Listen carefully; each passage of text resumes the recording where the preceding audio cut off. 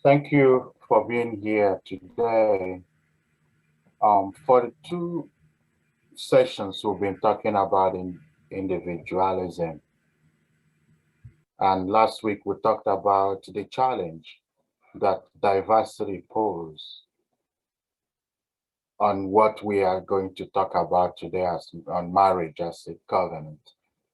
Not because diversity is something evil, but the not knowing how to respond to it poses a challenge. And then pushes the church to redefine marriage because people do not understand how best to respond to that. That ought to be a beauty in itself. So today we are looking at marriage as more than a contract, marriage as a covenant. And I have two definitions to begin. The first is covenant, is a commitment instituted or initiated and sustained by God. And then the second definition is that a contract is to enter a formal and legal binding agreement with a defined gain or interest. Those are the two things we will be looking at today to establish that marriage is not just a binding agreement with a defined gain or interest, because that's what we see. Individualism pushes for a gain or interest as opposed to an objective thing. So we see marriage as a covenant. It showcases sacrament as a symbolic action in which human beings are engaged as believers. So we see here that sacrament becomes a sign and as an instrument through which we human beings are invited and engaged to participate in the covenant relationship God has with his people, which the married couples live out in its concrete way.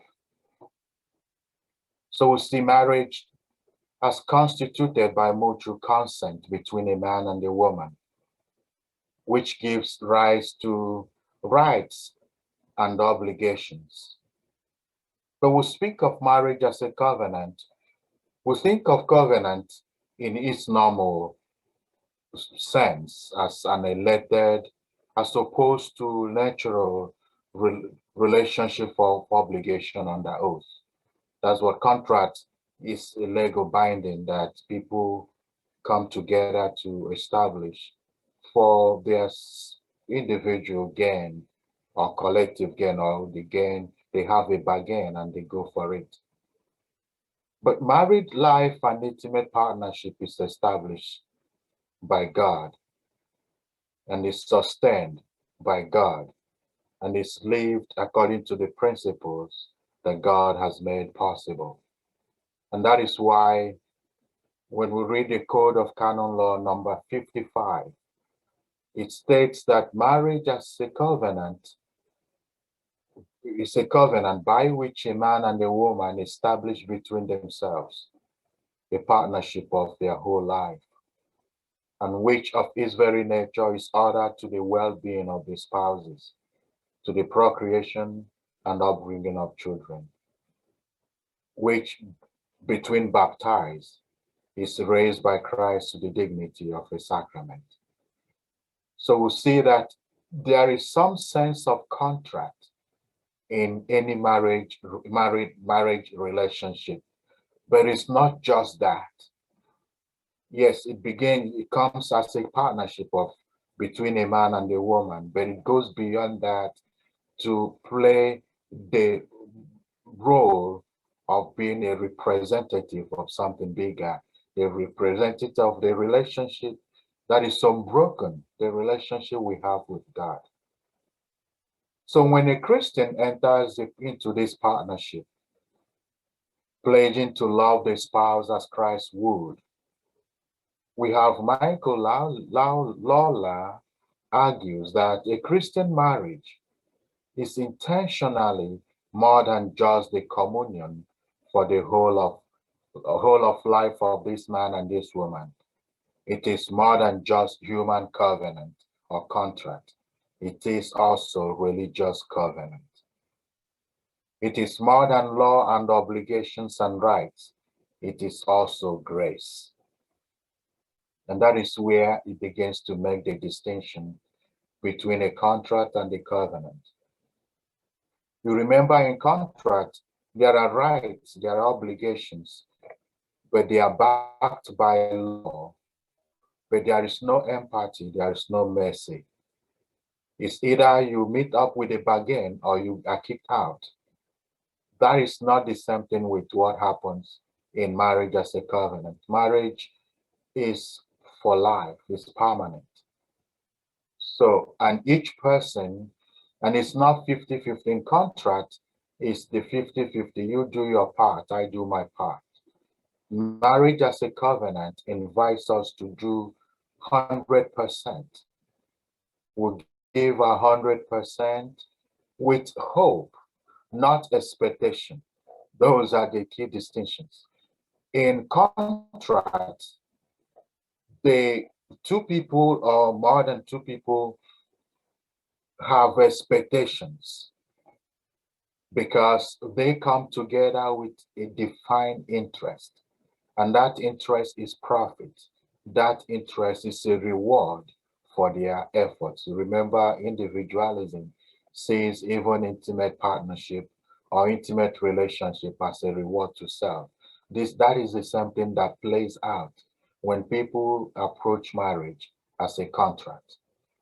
But here, as a covenant, it is grace, which means we are equipped with the capability to give our 100% with hope that the other person will give 100%, not 50%, hoping that the other person will give 50%.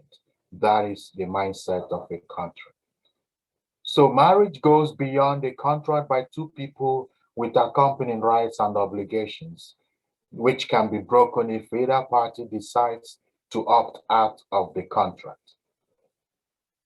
Marriage in an individualistic culture promotes that once the self is not being rewarded, then I can move out and find another relationship. Marriage as a covenant invites us to rely on grace for us to keep doing our 100%. So it begins with intentional and mutual exchange of consent, but it celebrates God in a revelatory, in a way that reveals God as a sign of gracious presence of Christ and God. So they become representatives of the graciousness of God among us. And it is a covenant because it originates in God and it is sustained by God and reveals the nature of our relationship with Him. Every other thing is possible in marriage because of the interpersonal relationship that exists between the couples. When they freely give and accept each other in love, their lives enrich this mystery called marriage as sacred, indissoluble, faithful, co-creator, and the prophetic symbol of God-loving relationship with His people. So they become revelations in concrete ways of the covenant relationship God has with His people. And that is why Paul always uses the relationship between God, Christ, and the church to explain the mystery of married life. is not just any kind of business. You see, it is a sacred business because God is involved. So marriage as a covenant explicitly speaks of the two becoming one, which nothing can separate, as expressed by the way Christ and the church are one. According to Perry Cahill, he talks about the covenant of marriage as forged by the spouse's irrevocable personal consent, by which they give themselves and totally to one another to form a communion of persons. So they form a communion of persons. So they mutually give and take each other through an act of will to form a bond of love and unity. And that, unlike contract, imposes on the couple indissolubility of the bond, that nothing can separate it, even when we feel that we are not being rewarded, like in contract. Two people coming into contract is for the profit as a reward to the efforts they are bringing into the business. In marriage, you don't expect a reward. You freely give your 100% because you have made a choice to love unconditionally. And you know that nothing can dissolve that bond that you have established in love with your spouse. There are a few points I will put across for us to see the concrete distinction between that makes it clear that marriage is not just any kind of business, it's a covenant.